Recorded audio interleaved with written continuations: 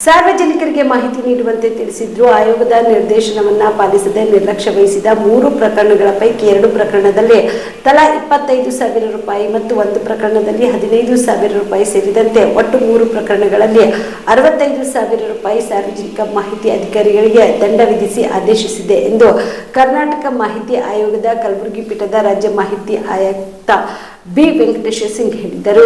ಈ ಕುರಿತು ತಮ್ಮ ಕಚೇರಿಯಲ್ಲಿ ಕರೆದ ಪತ್ರಿಕಾಗೋಷ್ಠಿಯನ್ನು ಉದ್ದೇಶಿಸಿ ಮಾತನಾಡಿದ ಅವರು, ಗುರುಮೂರ್ತಿ ಎನ್ನುವವರು 2022 ನವೆಂಬರ್ 11ರಂದು ಮತ್ತು ಜಲಾಲ್ ಎನ್ನುವವರು 2023 ಅಕ್ಟೋಬರ್ 25ರಂದು ಇಬ್ಬರು ಅರ್ಜಿದಾರರು 15ನೇ ಹಣಕಾಸು ಆಯೋಗದ ಅನುದಾನ ಕುರಿತು ಪ್ರತ್ಯೇಕವಾಗಿ ಮಾಹಿತಿ ಕೋರಿ ರಾಯಚೂರು ಜಿಲ್ಲೆಯ ಮನವಿ ತಾಲೂಕಿನ ಸುಂಕೇಶ್ವರ ಗ್ರಾಮ ಪಂಚಾಯತ್ ಅಭಿವೃದ್ಧಿ ಅಧಿಕಾರಿಗಳಿಗೆ ಅರ್ಜಿ ಸಲ್ಲಿಸಿದ್ರು. ಪಿಐಡಿಒದಿಂದ ಮಾಹಿತಿ ಸಿಗದ ಅರ್ಜಿದಾರರು ಸೆಷನ್ 19ರಲ್ಲಿ ಆಯೋಗಕ್ಕೆ ಪ್ರತ್ಯೇಕವಾಗಿ ದೂರು ಸಲ್ಲಿಸಿದ್ರು. ಆಯೋಗವು ವಾದ ಪ್ರತಿವಾದ ವಿಚಾರಣೆ ನಡೆಸಿ ಅರ್ಜಿದಾರರಿಗೆ ಮಾಹಿತಿ ನೀಡುವಂತೆ ಸಾರ್ವಜನಿಕ ಮಾಹಿತಿ ಅಧಿಕಾರಿ ಪಿಡಿಒಗೆ ಆದೇಶಿಸಿದ್ರು. ಆಯೋಗದ ನಿರ್ದೇಶನ ಪಾಲನೆ ಮಾಡದ ಪಿಡಿಒ ನಾಗಭೂಷಣ್ ಅವರಿಗೆ 2 ಪ್ರಕರಣದಲ್ಲಿ ತಲಾ 25,000 ರೂಪಾಯಿ ದಂಡ ವಿಧಿಸಲಾಗಿದೆ ಎಂದರು. ಅದೇ ರೀತಿ ಇನ್ನೋರ್ವ ಪ್ರಕರಣದಲ್ಲಿ ರವಿ ಮದನ್ಕರ್ ಎನ್ನುವವರು ಸಹ 15ನೇ ಹಣಕಾಸು ಆಯೋಗಕ್ಕೆ ಅನುದಾನ ಸಂಬಂಧಿಸಿದಂತೆ ಕಲಬುರಗಿ ಜಿಲ್ಲೆಯ ಸೇಡಂ ತಾಲೂಕಿನ ಆಡ್ಕಿ ಗ್ರಾಮ ಪಂಚಾಯತ್ ಅಭಿವೃದ್ಧಿ ಅಧಿಕಾರಿಗೆ 2023 ಆಗಸ್ಟ್ 7ರಂದು ಮಾಹಿತಿ ಬರೆಸಿ ಅರ್ಜಿ ಸಲ್ಲಿಸಿದ್ರು.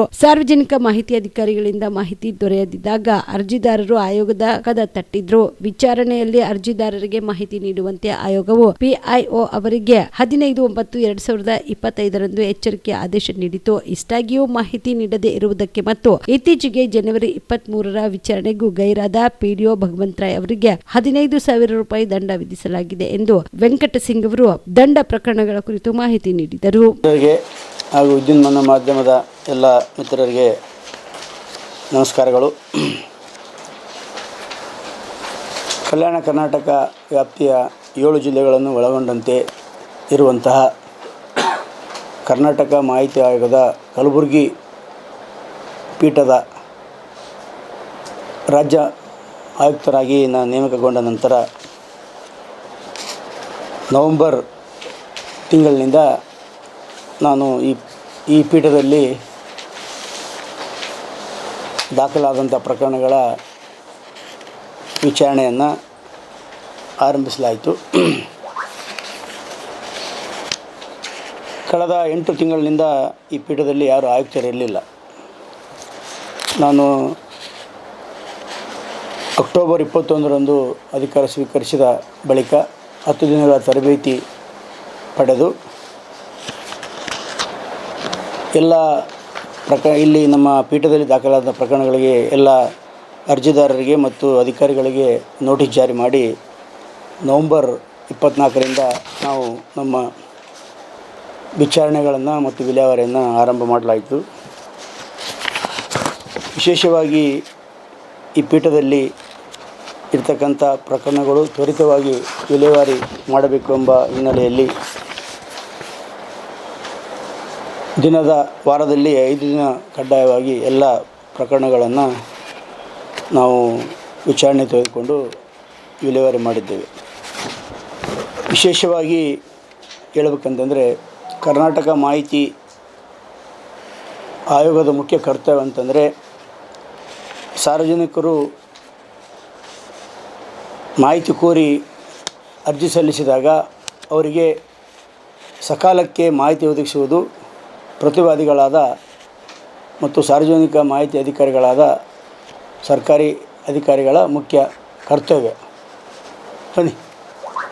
ಮುಖ್ಯ ಕರ್ತವ್ಯ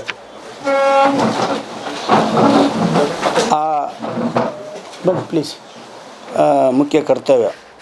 ಆದರೆ ಏನಾಗಿದೆ, ಸಾಕಷ್ಟು ಅಧಿಕಾರಿಗಳು, ಸಾರ್ವಜನಿಕ ಮಾಹಿತಿ ಅಧಿಕಾರಿಗಳು ಸಕಾಲಕ್ಕೆ ಮಾಹಿತಿ ಒದಗಿಸುವಲ್ಲಿ ಸಾಕಷ್ಟು ವಿಳಂಬ ಆಗ್ತಿದೆ.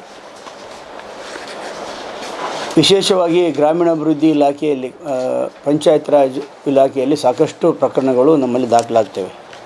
ಹೆಚ್ಚು ಗ್ರಾಮೀಣಾಭಿವೃದ್ಧಿ, ಕಂದಾಯ ಮತ್ತು ನಗರಾಡಳಿತ, ನಗರಸಭೆ, ಪುರಸಭೆ ಸಂಬಂಧಪಟ್ಟಂತೆ ಹೆಚ್ಚು ಪ್ರಕರಣಗಳು ದಾಖಲಾಗ್ತವೆ.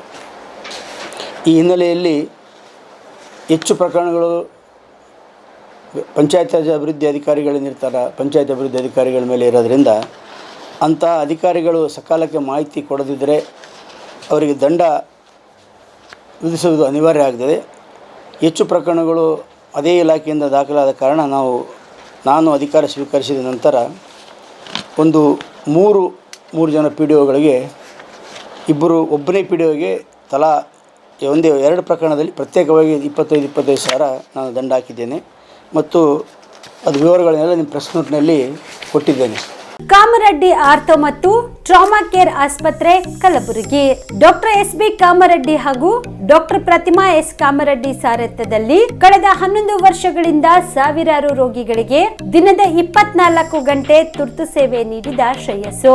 ಆರ್ಥೋ ಚಿಕಿತ್ಸೆಗೆ ನುರಿತ ವೈದ್ಯರ ತಂಡ, neuro surgery, joint replacement surgery, interventional pain clinic, plastic surgery, facial maxillo surgery, ದಿನದ 24 ಗಂಟೆ ಲ್ಯಾಬ್ ಸೌಲಭ್ಯ, ದಿನದ 24 ಗಂಟೆ ಮೆಡಿಕಲ್ ಸೌಲಭ್ಯ, ಡಿಜಿಟಲ್ ಎಕ್ಸ್ರೇ, ದಿನದ 24 ಗಂಟೆ ಬ್ಲಡ್ ಬ್ಯಾಂಕ್ ಸರ್ವಿಸ್, ದಿನದ 24 ಗಂಟೆ ಆಂಬ್ಯುಲೆನ್ಸ್ ಸೌಲಭ್ಯ.